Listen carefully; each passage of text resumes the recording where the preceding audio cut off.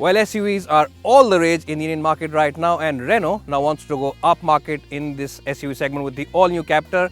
And does this car have what it takes to capture your imagination, or should you simply go ahead and buy that Hyundai Creta or that Jeep Compass? We'll find out on the show today. Well, you saw what I did with the intro there, didn't you? Capture and Captur. Let's get started. As soon as you enter the cabin of the Captur, you'll be greeted by this butterfly-like cowl around the gauges, and it really does look very cool, and it looks very stylish. You'll also enjoy this protruding infotainment system, and you'll also like the fact that you get a very intuitive infotainment touchscreen to use. Now this one is very similar to the ones on the Renault Kwid as well as the Duster, but it is a nice and easy system to operate. Now there's no Apple CarPlay or Android Auto at the moment, but of course you do get your own navigation via GPS.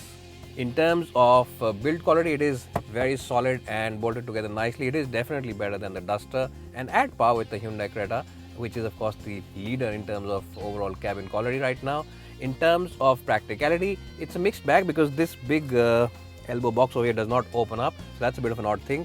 And you get a couple of places where you can keep those small water bottles. You also get door bins which can house those small bottles in them, but those big bottles might not fit in. The best place to of course keep these beverages is in the glove box, because the glove box is pretty deep and it's also air cooled. Now Renault will offer this car with a black and whitish interior. Now this white does add a lot of sense of luxury to the cabin. It also makes it feel a lot more brighter than it is. But for Indian summers, this is a cabin which might tend to soil rather easily, so that's something that you need to take care of. In terms of seat comfort, the Captur is quite good because you get very good support for the lower back. The seat scob is pretty deep, which means that even taller people have good under-thigh support for their legs. So on those long journeys, you won't be feeling tired at all and will be coming out of this car rather fresh.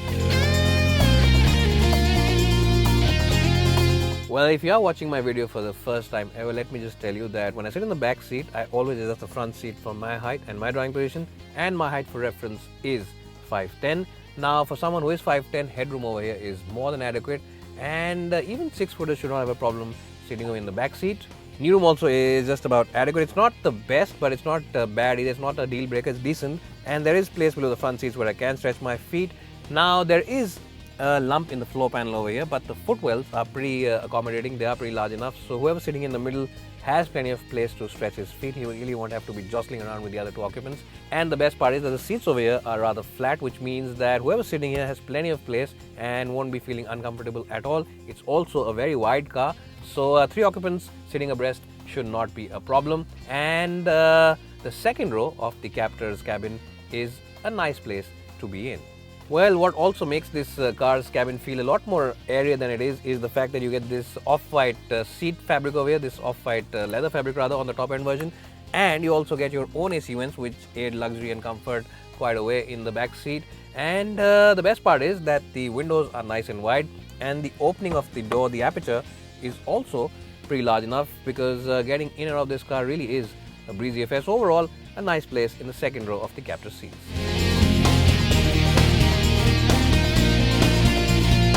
Well, so in terms of overall boot shape and size, this is a nice and boxy boot, which means that if you have to load in those big boxes and are shifting home, this is a nice boot to load those boxes in. And it's also a pretty spacious boot in terms of its overall luggage carrying ability. It's almost 400 liters, which is pretty good and at par with the Hyundai Creta. Now, there is a bit of a loading lip over here. There's a bit of a ledge over here actually, so you might have to just struggle with those bags when you have to push them in.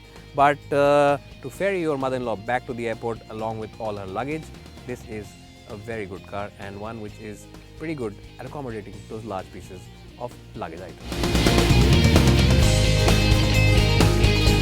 So the Renault Captur comes with the same 1.5-litre diesel engine which also powers the Duster, and that's a good thing because this engine already has been tried and tested when it comes to overall fuel efficiency, refinement as well as drivability. And it makes about 108 bhp of power, which are good figures considering its size as well as the segment it is in. And the best part is that you get a 6-speed manual gearbox. There is no automatic on sale at the moment, but Renault says that automatic could come later on. It won't be an AMT, it will be a proper torque converter, so that's something which will keep it ahead of the Duster in the hierarchy that Renault has. If you have driven the Duster before, you'll get a slight sense of deja vu, and I'm saying that in a good way, because just like the Duster, the ride comfort of the Captur is very good. It simply annihilates. It really does go over all the potholes and badly patched up roads with complete authority. Yes, it really does simply blow all those bad patches of road without any problems, and it really does offer you a very comforting and very coasting ride even when speeds build up and you are doing speeds in excess of 100 kph. This car will really keep you very comfortable inside the cabin. Well, so how is this 6-speed manual gearbox on the Captur to operate? It is a nice and slick gearbox. The shifts are short and they're pretty accurate, and this coupled with the fact that the clutch has a nice and linear feel to it means that shifting gears in the city should not really bore you or should not come across as a chore. It really is a nice and easy gearbox to operate. Well, overall it is a decent car to drive, but it's not the most exciting car because when you push it into corners there is a little bit of body lean. Yes, it does roll around a bit in the corners, and the steering wheel also, even though it is pretty accurate and offers you decent feedback, isn't the most feelsome unit. So people who call themselves sporty drivers or keen drivers won't really be excited too much. But that said, it is a car which offers you a very mature ride, and it's a car which will really reward you very well if you are someone who drives very sedately and very sensibly. If you don't really tend to push around your car into corners, this car will give you a nice and rewarding experience. And to be honest, most people who are buying these cars aren't really looking at sporty handlers. They want a no-nonsense car which offers you loads of attitude and also gives you a very good image when you take it to the party and you can chat about it. And that's exactly the kind of car that the new Renault Captur is. In fact, talking about noise, vibration and harshness levels, this cabin is really very well put together. It really feels very well isolated from whatever's happening on the outside, and Renault really has done a good job of subduing all the noises and whatever's happening on the outside and making this car and the cabin a quiet and calm place to be in. It really is a relaxing place to spend time in on that long highway trip. Well, you'll simply be amazed with the responsiveness levels of this diesel engine. In fact, it doesn't drive like a diesel. This engine starts responding from about 1500-1600 RPM, unlike a lot of other cars, diesel cars that is, which respond only after 2000 RPM. This one, as I just said, responds from about 1500 RPM, and that makes it a nice car for driving in the city because you don't have to change gears constantly to keep it in the right power band, and it goes all the way up to about 4000 RPM in terms of its red line. Well, so even though it is slightly underpowered compared to its other main rivals, for city driving and even for highway use, 108 bhp is more than adequate. Remember, you also get a 6-speed gearbox which increases the flexibility of this engine on the highway, and these things really do make a difference when you are, of course, doing 3-digit speeds. Overall, I think that 108 bhp and a 1.5 litre unit is more than enough for your daily commute to office and back, as well as that occasional highway trip. And remember, this engine has already been tried and tested on the Duster for sheer fuel economy as well as refinement.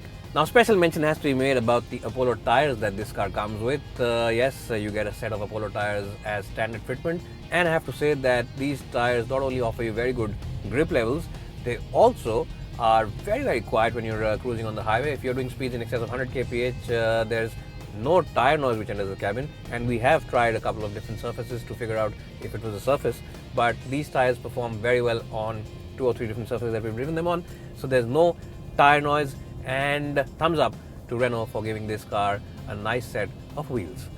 Well, not only will the Captur impress you in terms of the way it drives, it will also impress you when you turn around these indicator stalks all around, because they have a nice and solid feel about themselves. In fact, they feel like they're built to last you ages, and you could pass on this car to the next generation. Yes, its build quality is that good. I'm not exaggerating, or I'm not being paid by Renault to say it. It is something that you need to go to the Renault showroom and find out for yourself. It is excellent in terms of overall build quality, and I think this car is a very mature, sensible as well as stylish car which you should definitely go ahead and check out at a Renault dealership near you. Well, so are there any negative points about the Captur? Well, I think Renault could have made it a little more exciting to drive, but apart from that, there's hardly anything to fault with this car. It really is a very impressive package.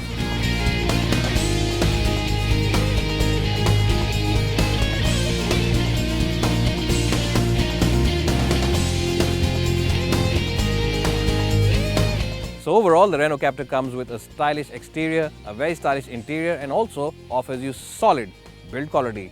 Not only that, it also comes with very good ride comfort, and it has a very punchy as well as refined diesel engine. And what I'm trying to say here is that it really is a very good SUV overall, and if you're in the market for a premium SUV which looks very stylish, then you should definitely go ahead and take a look at this car at a Renault dealership near you. And if you are watching our video, thanks for watching, and don't forget to subscribe to our channel. Also follow us on Twitter and Facebook. The links will follow this video. It's bye for now, and hope to see you soon.